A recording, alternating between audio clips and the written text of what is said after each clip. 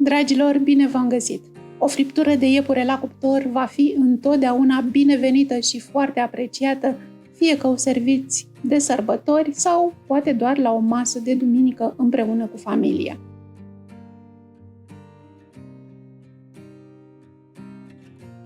Un iepure gătit întreg la cuptor nu doar că arată spectaculos pe platou, dar este absolut delicios și se potrivește cu multe garnituri. Las garnitura la alegerea voastră. Carnea de iepure este o carne fină, slabă și dietetică, având puțin colesterol. De aceea, iepurele este mereu o opțiune foarte bună dacă vreți să mai variați meniul și să le oferiți celor dragi o friptură mai deosebită decât cele de porc, pui sau vită pe care le avem mai des pe masă. Haideți să vedem ingredientele pentru friptura de iepure. Avem nevoie de un iepure întreg și am observat că în ultima vreme găsim iepuri proaspeți, carcasă de iepure, cam în toate supermarketurile mai mari și parcă nici nu mai este chiar atât de scump cum era odată. Eu am avut o carcasă de iepure întreg de 1,2 kg, nu-i bai dacă voi găsiți unul puțin mai mare, poate să fie și de 1,5 kg. Vom marina iepurele înainte să-l băgăm la cuptor și pentru asta folosim 700 de ml de chefir, poate fi și iaurt, 3-4 căței de usturoi, sucul de la o lămâie, sare, piper, cimbru, câte o linguriță din fiecare și 3 linguri de ulei de măsline. După ce marinada și-a făcut treaba, vom băga iepurele la cuptor cu alte condimente, așa că vom face un amestec din 200 de ml de vin alb, de preferat demisec, 3 linguri de ulei, o lingură de muștar, o linguriță de miere, cimbru uscat și usturoi pudră, câte o linguriță, sare, piper, boia dulce și câțiva fulgi de chili. Mai punem aici frunzulițe proaspete de salvie și o frunză de dafin. Acestea sunt condimentele pe care le-am folosit eu după gustul familiei noastre.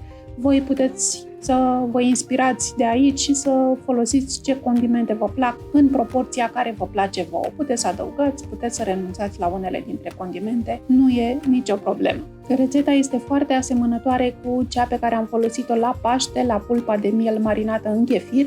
Vă las la sfârșit link și către rețeta aceasta, nu se știe când vă trebuie sau poate doriți să vedeți și cum am procedat acolo. Bun, haideți să ne apucăm de treabă și dacă vă place rețeta, abonați-vă la canal, activați și clopoțelul pentru notificări, deoarece am pregătit și alte rețete la fel de simple și de bune pentru voi. Așa arăta iepurele pe care l-am cumpărat eu, era curățat impecabil, în interior avea o bucată de gât și organele pe care eu le-am lăsat la locul lor. A fost foarte bine curățat, chiar nu am avut ce să-i mai fac, l-am gătit exact așa cum era în pungă.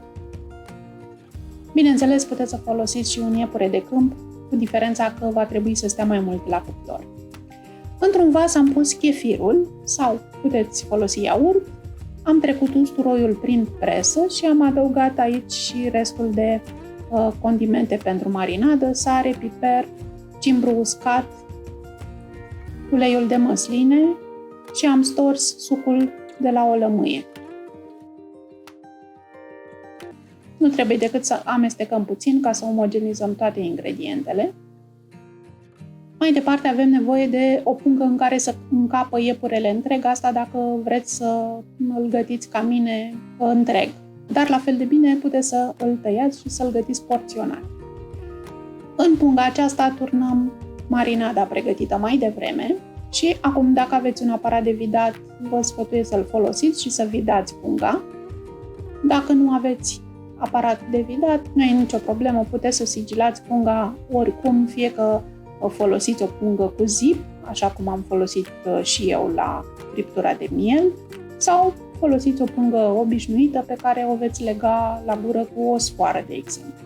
Singura diferență este că dacă vidați punga, timpul de marinare se reduce la jumătate.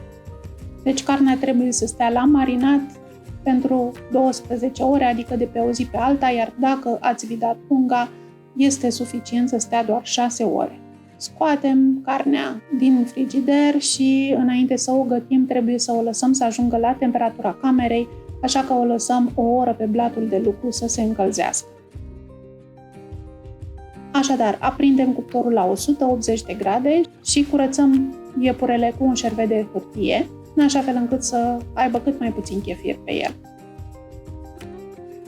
Într-un vas amestecăm ingredientele pe care vi le-am arătat în lista de la început. Am pus vin, ulei, miere, muștar și sare, piper, cimbru, boia de ardei, pudră de usturoi, dulci de chili.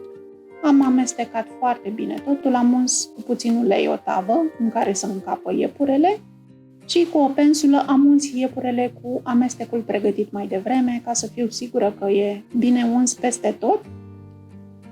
Și amestecul care a mai rămas îl turnăm în tavă. E plin de arome. Tot în tavă punem frunzele de salvie dacă le aveți și dacă le folosiți și o frunză de dafin.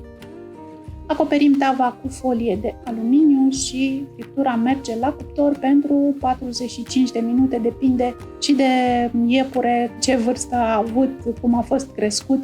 E bine ca după 45 de minute să dați folia deoparte și să încercați carnea să vedeți dacă e gata sau trebuie să mai stea la cuptor. Dacă friptura pare încă foarte fermă și dinții furculiței intră greu, mai lăsați carnea în cuptor tot acoperită cu folie alimentară. Dacă nu, lăsați friptura la cuptor 10 minute fără folie până se rumenește.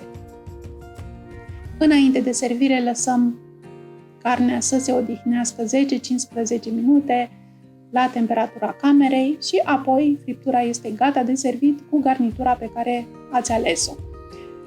Pentru că de obicei de sărbători e multă mâncare și multă și grea, eu am ales să fac o garnitură din legume simple, cartofi naturi și morcov baby și brocoli gătite la abur. Voi puteți să faceți și o garnitură de orez, de paste, piure de cartofi, orice garnitură vă place, se potrivește perfect lângă această friptură. Iepurele este foarte fragil, friptura este minunată, e numai bună pentru o masă de sărbătoare. Sper să vă inspire și pe voi ideea mea. Lăsați-mi un comentariu și spuneți-mi ce părere aveți. Până la rețeta viitoare, dragii mei, la revedere și numai bine!